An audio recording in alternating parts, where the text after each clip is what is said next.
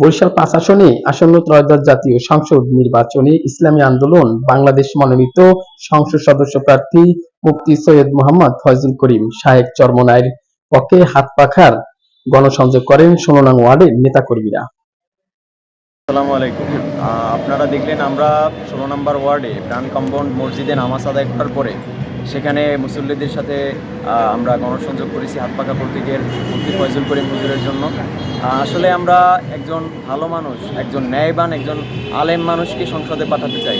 বরিশালের জনগণ, হিন্দু মুসলিম, ছাত্রছাত্রী, কৃষক শ্রমিক, গরিব দুঃখী সবাই এবার ভালো সাড়া দিচ্ছে। সবাই মিলে সবার ভোটে, সবার সমর্থনে দোয়ায় আমরা এবার মুফতি ফয়জুল করিমকে হাত পাখা মার্কার প্রতীকে সংসদে পাঠাতে চাই।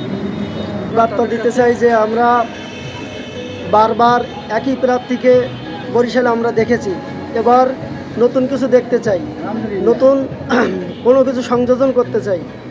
নতুনের বাংলাদেশ, তারুণ্যের বাংলাদেশ, হাত পাখার বাংলাদেশ দেখতে চাই, যেখানে কোনো দুর্নীতি থাকবে না, কোনো চাঁদাবাজি থাকবে না, কোনো লুটতরাজ থাকবে না, কোনো ধর্ষণকারী থাকবে না। এরকম একটা বরিশাল আমরা গড়ে তুলতে চাই। এবারে যাবে হাত পাখা, ভয়ে যে ভয়ে হাত পাখা, সংসদে হাত পাখা, বিপুল ভোটে।